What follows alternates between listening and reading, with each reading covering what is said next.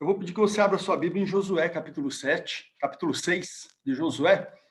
E se você tiver alguma caneta aí e quiser usar, anotar alguma coisinha, eu creio que vai ser bom também para esse momento. Irmãos, o que acontece aqui no capítulo 6 de Josué? Veja bem, quando José é vendido pelos seus irmãos lá para o Egito, de José até quando Moisés tirou o povo do Egito, você vai ter 430 anos. Moisés ficou com o povo de Israel mais 40 anos ali pelo deserto, conhecemos a história, todos os detalhes, então nós somamos 470 anos. Por que eu estou mencionando isto? Porque há uma tendência de algumas pessoas dizerem que o Deus do Antigo Testamento não é o mesmo Deus do Novo Testamento. Porque nós vamos encontrar aqui no capítulo 6 de Josué, Deus dando permissão para extermínio de pessoas. E você, quando olha isso, fala, não é o mesmo Deus.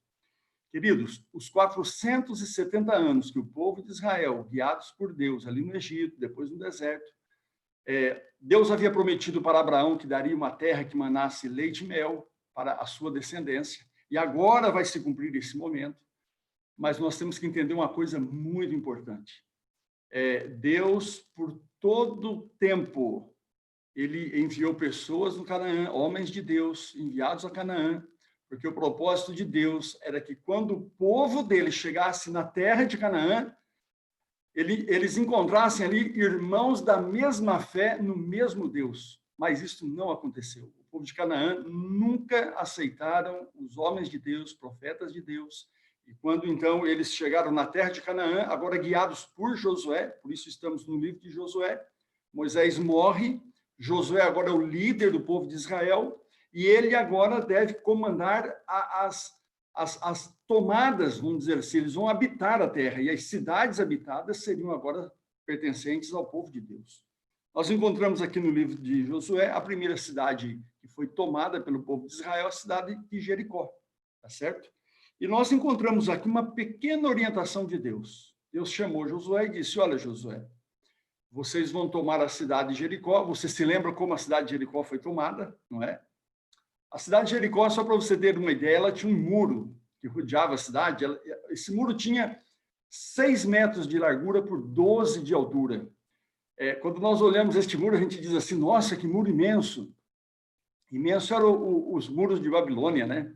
Os muros de Babilônia, vimos agora esses dias atrás, estudando, 26 metros de largura e 100 metros de altura. Esses eram os muros de Babilônia. Agora, os muros de Jericó, imensos também, 6 por 12, e nós sabemos como foram derrubados. 7 dias, em silêncio, rodeando a cidade, no 7º dia, 7 voltas, na 7ª gritaram, o muro caiu, e ali Deus explicou uma coisa muito importante, queridos, que os muros não caíram pelo grito e pela força do povo, mas pelo poder de Deus. Foi Deus. Então, Deus está mostrando ali, no início da entrada da terra de Canaã, que Deus estaria à frente do seu povo, guiando, abençoando e eliminando tudo aquilo que pudesse atrapalhá-los de estarem diante do Deus de Israel. Qual é a orientação que Deus dá a Josué? Então, aqui está, capítulo 6, verso 17. Diz assim, olha, porém, toda cidade será anátema. Algumas Bíblias diz condenada, né? Deixa eu explicar uma coisinha rapidamente para nós. E se você quiser anotar isso, é muito importante. Essa palavrinha que aparece na tua Bíblia como anátema ou condenada, toda cidade será anátema ou condenada. Esta é a orientação de Deus. Agora, queridos, a palavrinha que aparece aqui no original é gerém. Gerém, se você quiser anotar aí na sua Bíblia, do lado desse verso, gerém. A palavrinha gerém, ela tem 2 significados. O único texto na Bíblia que os 2 significados aparecem é aqui no livro de Josué, capítulo 6, verso 17. O que é gerém? Então, veja bem, gerém pode ser coisas dedicadas a Deus, como pode ser coisas dedicadas à destruição. Então, quando Deus chama Josué, ele diz assim, olha, Josué, a cidade que vocês vão tomar, que no caso aqui a primeira é Jericó, ela é gerém, ela é condenada, ela é anátema. que significa isto? Que tudo que havia na cidade não pertencia ao povo de Israel, a não ser a moradia. Porém, as demais coisas ou seriam dedicadas à destruição ou dedicadas a Deus. E os guardas de Israel, os homens de Israel, o exército de Israel não poderiam colocar a mão em nada, não poderiam possuir nada daquilo que eles iriam ver como despojos. Agora, queridos, o que é que pertenceria a Deus, segundo o texto, e o que é que pertenceria à destruição? E Deus aqui, ele explica. Então, vamos continuar lendo o verso 17. A prostituta Raabe e todos os que estiverem dentro da casa dela, o que vai acontecer com eles? Pertencem ao Senhor. Deixa eu só dar uma explicação rapidinha aqui. A prostituta Raabe, por que ela aparece aqui? Não é comum a mulher aparecer no contexto bíblico nesse momento. Acontece que Raabe, as pessoas dizem assim, porque Raabe, ela escondeu os espias de Israel, então Deus está dizendo, agora ela me pertence. Não, não foi essa a razão, porque isso seria salvação por obras, né? Ela fez um bem, então vai receber a salvação. Não. A Raabe era uma mulher convertida. O fato de esconder os espias de Deus na casa dela é que ela havia aceitado o Deus de Israel, ela era uma convertida de Deus. Agora, na cultura judaica, neste momento, queridos, uma pessoa que se prostituiu não podia ser salva. Eu trabalhei aqui em São Paulo, em Higienópolis, que é a região dos judeus aqui em São Paulo, eu trabalhei 4 anos, eu aprendi muito com eles, principalmente essa questão, é muito interessante. Há uma ideia na mente judaica que os braços de Deus não conseguem atingir lá onde está uma pessoa que se prostituiu, ou seja, uma pessoa que se prostituiu não pode ser alcançada por Deus. E Deus está mostrando aqui uma coisa linda para nós nesta manhã. Olha, não importa o que você fez, não importa quem você foi, o que importa é o que você aceitou no seu coração, que é a pessoa de Jesus. Então, meus irmãos, quando Deus permite, ele diz assim, olha, não toquem Raabe e os que estiverem dentro da casa dela, e Deus faz questão de mencionar aqui a prostituta Raabe. Ela não era mais prostituta neste momento, mas Deus diz prostituta para ensinar ao povo dele que não poderiam viver em preconceito, né, em relação às pessoas. Você vai encontrar o nome de Raabe no livro de Mateus, quando fala da genealogia de Cristo, você encontra Raabe ali, né, mencionada como sendo assim uma mulher de Deus. Ou seja, quando nós aceitamos a Deus de todo o nosso coração, queridos, nós somos salvos em Cristo Jesus. E Deus está nos dando uma lição aqui, você seja livre de preconceito. Jesus era completamente livre de preconceito, e ele está dando a nós aqui esta orientação também. Agora, queridos, o verso 19, olha só. Porém, tudo o que na cidade for de prata, de ouro, de ferro e de bronze serão levados para a casa do tesouro do Senhor. Pronto, aqui está estabelecido por Deus. A Raabe e os que estiverem dentro da casa dela. E tudo que na cidade tiver for em ouro, prata, ferro e bronze, pertence ao Senhor. Agora, o verso 21, Deus continua explicando. Tudo o que havia na cidade foi totalmente destruído, mortos ao fio da espada. Você quer ler comigo aí? Aqui diz assim, homem, mulher, menino, velho, boi, ovelha, jumentos, tudo foi passado ao fio da espada. E no verso 24, queridos, então a cidade e tudo que nela havia foi tudo queimado, porém a prata, o ouro, o que era de bronze e o que era de ferro, foram levados para a casa do tesouro do Senhor. Queridos, isso aqui é Jerém. Então Deus está dizendo assim, Josué, quando os homens entrarem em Jericó, Raabe e tudo que for ouro, prata, bronze e ferro me pertence. O resto, meu filho, o que estiver vivo, morre, e depois vocês queimem tudo, mas ninguém vai tomar nada em suas mãos. Mas eu vou dizer uma coisinha para vocês, queridos. Eu tenho muita dificuldade para entender a teimosia humana. A teimosia humana é uma coisa impressionante. Porque esses textos que nós lemos aqui não precisa nem de explicação. Deus simplesmente está dizendo, olha, o que me pertence vem para minha casa, o que não me pertence vai ser destruído, né? Banido da vida de vocês, e pronto. Agora, no capítulo 7, verso 1, o que nós encontramos? Ah, mas os filhos de Israel prevaricaram, né, e tomaram do que era anátema. Quem foi que prevaricou aqui? Nós conhecemos a história, Acã. A história aqui é a história de Acã. Mas Deus não menciona Acã, você percebe? Ele diz assim, ó, os filhos de Israel prevaricaram e tomaram do que era Jerém. Ele não menciona Acã. Senhor, fala logo o que é Acã, né? E já resolve logo esse assunto. Ele não diz Acã. Se você for no capítulo 7, verso 11, olha que interessante, irmãos. Aqui diz assim, olha, pelo que os filhos de Israel violaram a minha aliança e tomaram do que era anátema. Depois você vai no verso 12, Deus continua. Os filhos de Israel não poderão mais subsistir aos seus inimigos. Por quê? Porque prevaricaram, né? Deus não menciona Acã, ele vai mencionando Israel, os filhos de Israel. O verso 13, novamente.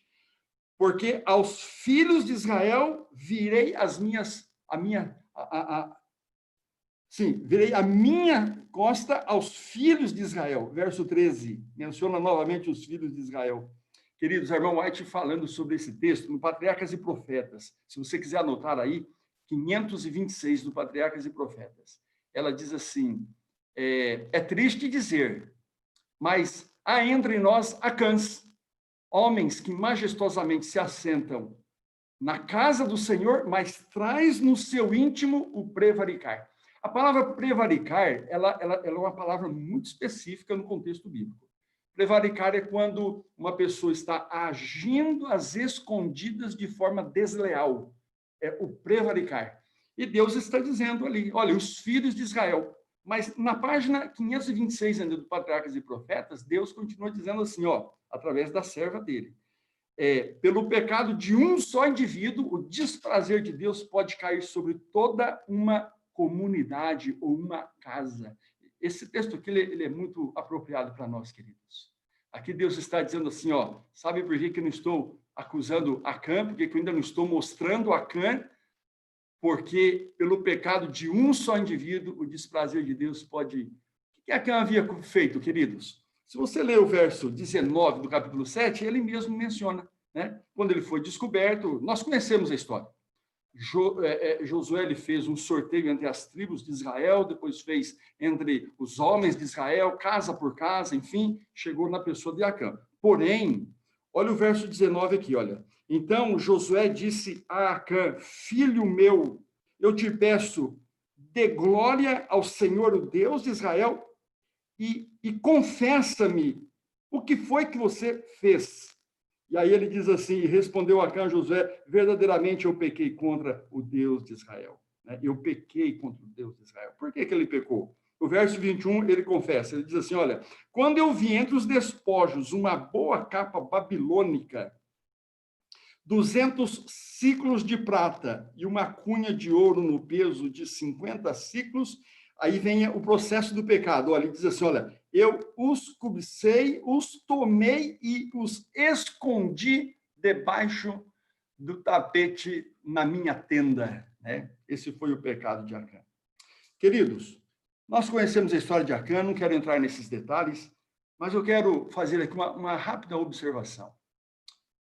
Quando Deus diz assim, olha, vocês vão entrar na cidade de Jericó, e lá tudo é anátema, tudo é gerém, ou seja, aquilo que não pertence a Deus será destruído, e aquilo que pertence a Deus será levado na casa do tesouro. Vocês percebem o que foi que Acã fez?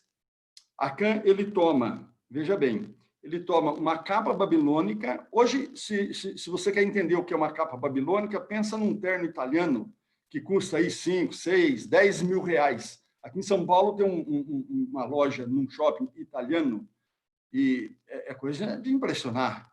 Né? Eu apenas fui lá para poder conhecer esse negócio, mas hoje nós temos ternos aqui de 10 mil reais, ternos italianos. Eu penso que uma capa babilônica seria isso. Josué, quando ele entrou na casa de um indivíduo deste, e ele viu ali uma boa capa babilônica, ele viu o ouro, ele viu a prata, ele diz assim, eu os cobicei, eu os tomei. Queridos, deixa eu então fazer aqui uma aplicação para nós. A capa babilônica, segundo Jerém, me ajude aqui, ó. A quem ela pertencia? A capa babilônica pertencia a ser destruída, banida, mas nunca tomada. Agora, eu te pergunto, e a prata e o ouro que Acã levou para a casa dele e escondeu na casa dele? Não é? Essa prata e esse ouro pertencia a Deus, deveria ser levado para a casa do Senhor. Não é?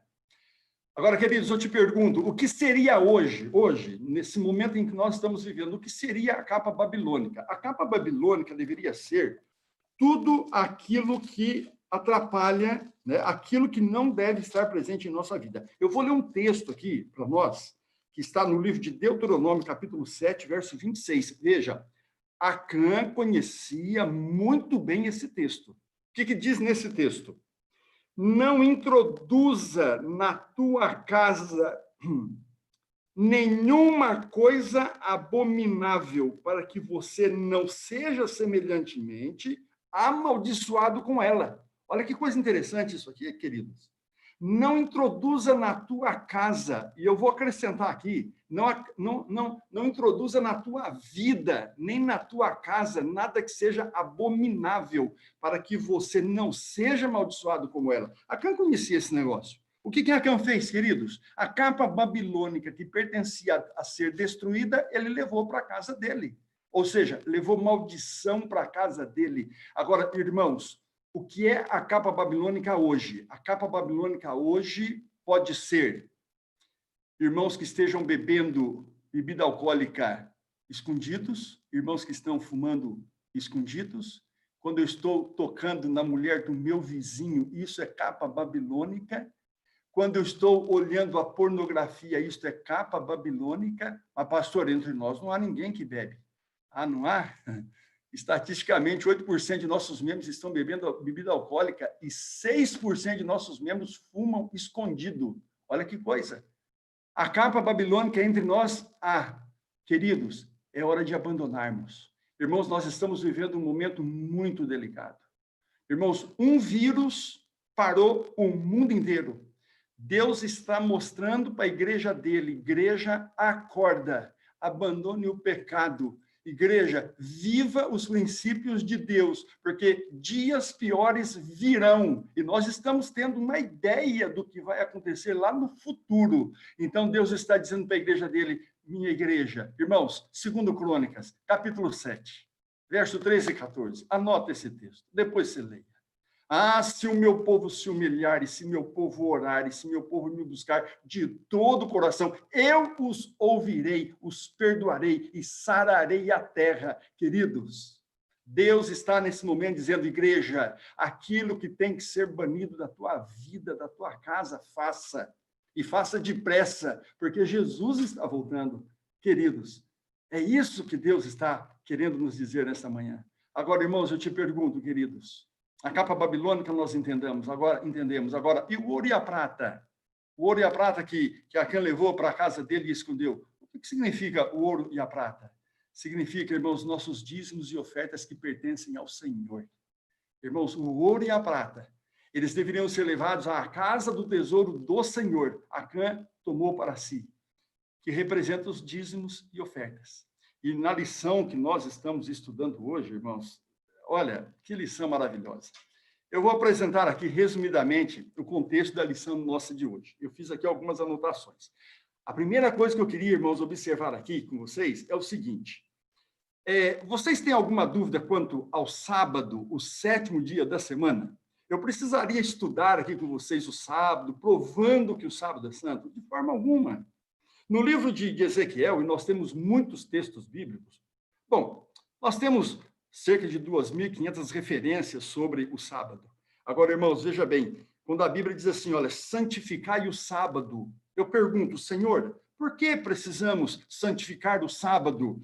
Então, Deus responde no livro de Êxodo, capítulo 31, verso 14, ele diz assim, olha, santificai o sábado, filhos, porque ele é santo, né? Portanto, guardareis o sábado, porque é santo.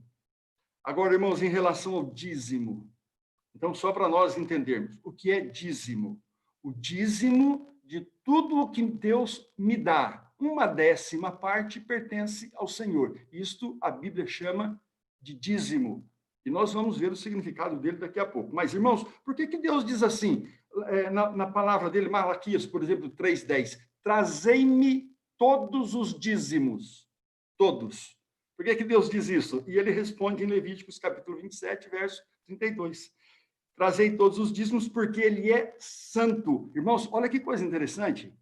A mesma palavra que Deus usa, o sábado é santo, ele está usando, trazei-me todos os dízimos, porque ele é santo. O dízimo será santo ao Senhor. É o mesmo termo. Ou seja, entre o sábado e o dízimo, irmãos, perante Deus, é a mesma santidade. Pertencem a Deus. Bom, você entende que quando nós encontramos na Bíblia a palavra santo, significa separado por Deus, né? Com um propósito especial.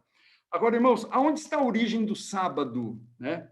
Eu vou ler aqui para vocês Gênesis 2:3, nós conhecemos. E abençoou Deus o sétimo dia, o santificou, porque nele descansou de toda a obra que fizera. E a irmã White, no Patriarcas e Profetas, página 31, ela diz assim, olha, no Éden, Deus estabeleceu o memorial da sua obra da criação, depondo a sua bênção sobre o sétimo dia. Ou seja, a origem do sábado está lá no Éden. E o sábado, ele é o quê? O memorial da criação. Irmãos, olha aqui para mim.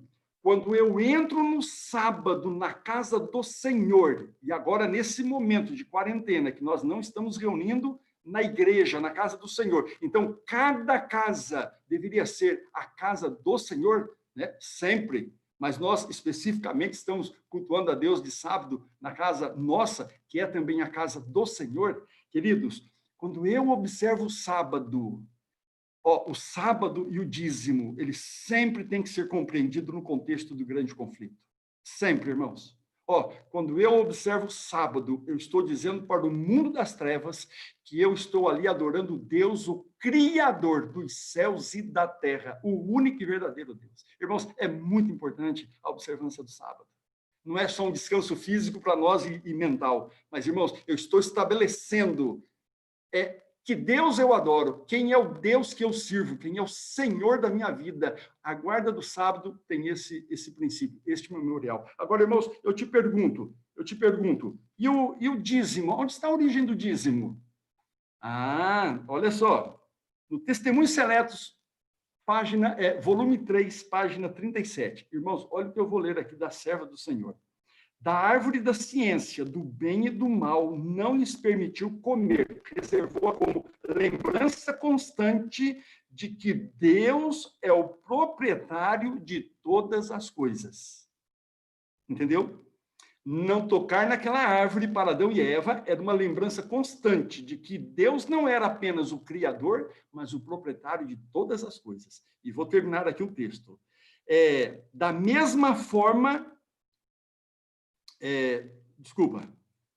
dá-se o mesmo com as reivindicações de Deus a nosso respeito. O Senhor deposita seus recursos nas mãos dos homens, porém, ele requer a 10ª parte. Pela obediência escrupulosa desta ordem, reconhecemos que Deus é o proprietário e o Senhor de todas as coisas. Aonde está a origem do dízimo, queridos? O princípio e a origem no Jardim do Éden. Você não vai encontrar dízimo até Abraão. Agora, por que Abraão, quando fez ali um concerto com Deus, ele devolve o dízimo para Melquisedeque, e a partir daquele momento ele devolveu o dízimo para todo sempre? Jacó também fez a mesma coisa. Por quê? Porque quando Abraão faz o concerto com Deus, ele faz um concerto de lealdade e de gratidão a Deus, e reconhecendo Deus como proprietário de tudo que ele era e tinha, ele diz, pois de tudo devolverei o dízimo. Então, o princípio do dízimo sai lá do Jardim do Éden, como o irmão White menciona aqui. Queridos, que coisa impressionante. Vou falar uma coisinha para você, meu querido irmão. Quando você estiver dizimando, esqueça dinheiro. Irmãos, dinheiro é uma coisa tão pequena no dizimar e no ofertar que nós não devíamos nem gastar tempo pensando nesse assunto.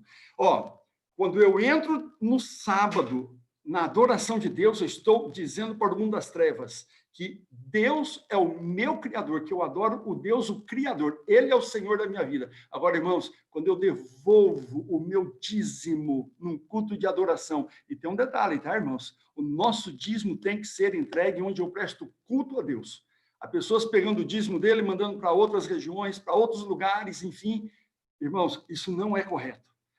O nosso tempo é curto, eu tenho que falar muito rápido aqui. Irmãos, o meu culto tem que estar acompanhado, a minha adoração tem que estar acompanhada do meu dízimo. Então, esqueça o dinheiro. Quando você está devolvendo o dízimo, você está dizendo para o mundo das trevas, quem é o Senhor da tua vida? Além de Deus ser o Criador, o que você é e o que você possui veio das mãos do Criador. Irmãos, isso aqui é muito importante. Por isso, dízimo e sábado tem que ser compreendido no contexto do grande conflito. É uma coisa fantástica. Agora, irmãos, voltando aqui dentro do nosso contexto, olha que coisa importante. Eu vou ler aqui, ó. Aos filhos de Levi, a quem pertence o dízimo? Aos filhos de Levi tenho dado o dízimo em Israel pelo ministério que exercem. E aqui no livro Mordomia Cristã, página 71, o dízimo deve ser unicamente dedicado ao sustento do ministério. Por isso, irmãos, eu vou falar a nossa igreja. Irmãos, vamos falar um negócio agora de verdade. Eu estou com 35 anos de ministério, nasci na Igreja Adventista. É a primeira vez na história que nós estamos impedidos de irmos na igreja. E sabe quando aconteceu aqui em São Paulo a quarentena, aí nós ficamos preocupados. E agora? E os dízimos? Com que a associação vai se manter? Irmãos, cada associação tem a sua realidade. Mas, irmãos, nós estamos aqui impressionados. Por exemplo, a nossa associação, ela está... Agora, no mês de maio, nós recebemos, irmãos, 78% do nosso dízimo, para vocês entenderem como que nossos irmãos são fiéis. Irmãos, a igreja adventista não é uma igreja qualquer, ela é a igreja de Deus. O nosso povo é um povo comprometido com Deus. E nós estamos recebendo 78% do dízimo, e aí pensamos, onde estão os demais, né? 22%, aonde estão? Aí nós fomos, os pastores, fazendo visitas, né? A princípio por telefone. Agora os pastores já estão indo na casa dos irmãos com máscara, não entram, mas estão visitando. E sabe o que está acontecendo, irmãos? Os irmãozinhos humildes, irmãozinhos que não têm, assim, como usar o 7Me, ou como digitar, porque nós fazemos o drive-thru aqui, e os irmãos digitam, alguns digitam na maquininha os seus dízimos e ofertas ali na hora que ele vem para a igreja trazer alimento, ele traz também o seu dízimo e oferta dessa maneira. E sabe o que nós percebemos, irmãos? Que esse dízimo que não está entrando na associação é porque os irmãos humildes, eles estão guardando no envelope. Agora, sábado, irmãos, sábado agora, eu estive com um pastor na casa de uma irmãzinha nossa, e ela nos entregou 3 envelopes de dízimo. Pastor, eu estou guardando meu dízimo aqui, que bom que vocês vieram buscar. Irmãos, o nosso povo é um povo fiel. Então, nós não temos com que se preocupar. Deus está alimentando a igreja dele através da fidelidade do povo. E eu digo assim para você, viu, meu irmão? Muito obrigado por tua fidelidade. Agora, meus queridos, fazendo uma pequena aplicação, não podemos fazer o que Acã fez. Não podemos colocar a mão naquilo que pertence a Deus, que são dízimos e ofertas. E não podemos trazer para a nossa vida, e muito menos para a nossa casa, aquilo, irmãos, que vai trazer maldição. No estudo da lição de hoje, qual é a bênção que Deus promete para quem é fiel no devolver os dízimos e ofertas? E está aqui, no livro de Malaquias: trazei os dízimos à casa do tesouro e eu derramarei bênção sem medida sobre vocês. E no livro Conselhos sobre Mordomia, irmãos, na página 67, deve todo homem trazer alegremente os dízimos e ofertas à casa do tesouro do Senhor, pois em fazê-lo há bênçãos. Irmãos, você conhece o que eu estou lendo aqui, nem precisaria ler. Você sabe. Você talvez tenha sido prova viva neste mundo, como Deus abençoa aqueles que são fiéis. E como nós lemos anteriormente, para que nós usamos o dízimo, queridos? Para a pregação do evangelho, para o sustento do ministério. E a oferta? A oferta para o sustento da igreja, para construir igrejas, comprar terrenos, reformar igrejas, enfim. Agora, o dízimo, irmãos, a igreja adventista, ela é uma igreja séria. Ela usa exclusivamente para a pregação do evangelho. Irmãos, nós podemos ter orgulho da Igreja Adventista. E devemos louvar a Deus todos os dias, porque Ele, na misericórdia infinita dEle, Ele permite nós fazermos parte da igreja dEle. Agora, irmãos, o que significa o significado disso tudo? Irmãos, olha aqui para a minha mão. Olha aqui para a minha mão, aqui está a minha Bíblia. Eu vou mencionar um texto para vocês. Isaías 14, verso 14. Nós encontramos ali, irmão, Satanás, ele diz assim, ó, pois eu farei o meu trono acima do trono de Deus, né? E subirei acima das mais altas nuvens e serei como o Altíssimo. Irmão, Satanás não poderia ter feito isso. Ele é uma criatura. E nós conhecemos a história, irmãos. Lá em Apocalipse 12, diz, houve peleja no céu, Miguel e seus anjos pelejaram, e o dragão não venceu, nem seus anjos, e eles foram, sim, atirados para a terra. Irmãos, o que Satanás fez ali no Jardim do Éden? Ó, ele tinha desejo de ser Deus. Esta foi a causa da sua grande rebelião. E quando em Gênesis, capítulo 3, irmãos, nós encontramos a queda de Adão e Eva, no verso 4, ele diz assim para Eva, ó, Eva, é mentira. Deus mentiu para você, filha. Ó, eu que não falava, lá no livro, Verdade aos Anjos, a irmã Mate diz assim, ó, com essas palavras, Satanás, ele argumenta com Eva dizendo, eu não falava e falo, você que fala, minha filha, você como Deus será conhecedora do bem e do mal. Irmãos, o mesmo desejo que Satanás tinha no coração de ser Deus, ele coloca no coração humano, vocês serão como Deus, que é o verso 5. Agora, irmãos, olha aqui para a minha mão, a minha Bíblia. Ó, quando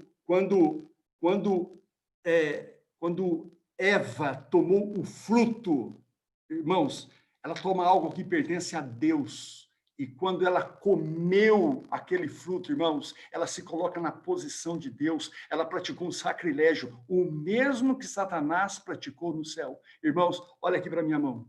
Quando eu recebo o meu salário, dentro deste meu salário existe um valor que não me pertence. Ele pertence a Deus, chamado dízimos e ofertas. Irmãos, quando eu, a semelhança de Acã, faço uso do dízimo e da oferta, mesmo que eu não use para mim, mas eu dou o destino para um outro lugar, eu vou mandar lá não sei para onde, para construir igrejas e manter obreiros, não sei o quê. Irmãos, o meu dízimo tem que me acompanhar na minha adoração. E quando eu pego o meu dízimo e a oferta que pertence ao Senhor, e eu faço uso à minha maneira, meus queridos, eu estou cometendo um sacrilégio, colocando-me na posição de Deus, querendo, irmãos, fazer aquilo uma obra que pertence apenas a Deus e à sua igreja. Então, irmãos, esse sacrilégio nós não podemos cometer, queridos, não podemos. Aquilo que pertence a Deus deve ser dirigido a Deus. E, meus queridos, me permitem ainda dentro da nossa lição, olha que texto esse que eu vou ler agora para nós. Olha, o Novo Testamento não dá novamente a lei do dízimo, como também não dá sobre o sábado, pois pressupõe a validade de ambos, né? E explica a sua profunda importância espiritual. Isso está na Review and Herald, de 16 de maio de 1882. E o texto termina assim: enquanto nós, como um povo, estamos procurando dar fielmente a Deus o tempo do sábado que ele consagrou como seu, por que não daremos também aquela parte dos meios pelos quais Deus nos sustenta? Que aí, no caso, seria a devolução dos dízimos. Irmãos, você percebe, queridos, que nós é o seguinte: o dízimo e o sábado são santos ao Senhor e devem ir para a casa do Senhor e dedicados como um tempo para o Senhor. Irmãos, eu queria só terminar mencionando ainda, voltando lá no contexto de Acã, né? A questão disso que eu acabei de ler. Você não vai encontrar, se você quiser estudar a doutrina do sábado, você não vai encontrá-la no Novo Testamento. Você vai encontrar no Novo Testamento os discípulos observando o sábado, mesmo após a morte de Cristo, claramente em Atos mencionado, né? Os discípulos guardando o sábado. O próprio Jesus está na nossa lição de hoje, Mateus 23, Lucas capítulo 11, né? Onde ele diz assim, fazer essas coisas sem omitir aquelas. Jesus, ele confirma no Novo Testamento o dízimo, o dizimar, ele confirma, não é verdade? Porém, irmãos, nós também não encontramos nem a doutrina do sábado no Novo Testamento e nem a doutrina do dízimo no Novo Testamento. Por quê? Porque a Bíblia é uma coisa só. Esse negócio de Velho e Novo Testamento é só para ficar didático, para nós estudarmos, mas a Bíblia é a palavra do Senhor. Se Deus já esclareceu o sábado no Antigo Testamento e o dízimo, ele apenas é confirmado no Novo Testamento. E nós, como igreja, irmãos, nós obedecemos e somos muito abençoados. Só quero terminar dizendo, irmãos, você sabe o que aconteceu com Acã, não é?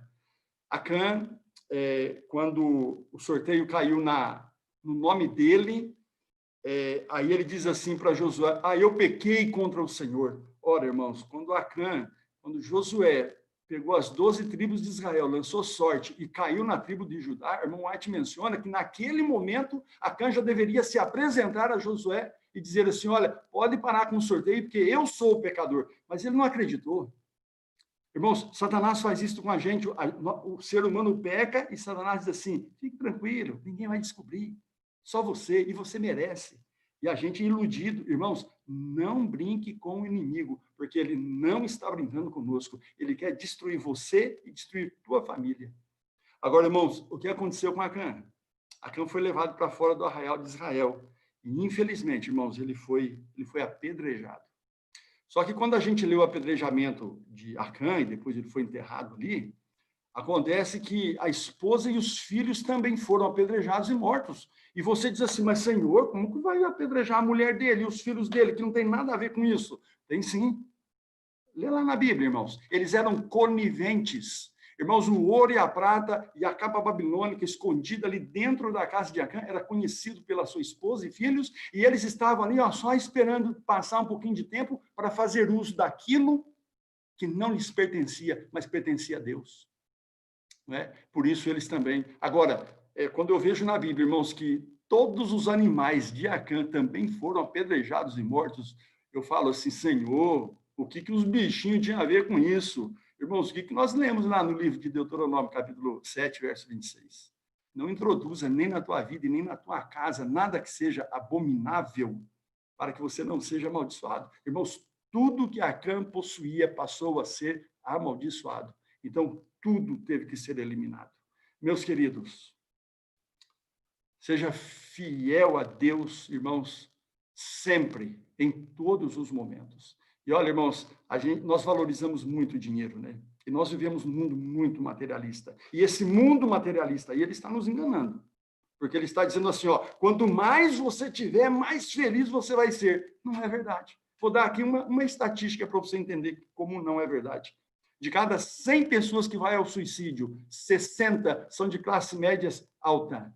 A classe média alta, ou seja, irmãos, ter e possuir não traz felicidade. O que traz felicidade, irmãos, é estar em paz com Deus. E isso traz felicidade. Ser obediente e fiel a Deus. Então, o meu apelo nesta manhã, irmãos, é que o santo dízimo seja uma prática normal nossa quando nós estivermos adorando ao nosso Deus. Que Deus nos abençoe, que nós tenhamos um dia muito abençoado, que você, tua família sejam muito abençoados, meus queridos irmãos.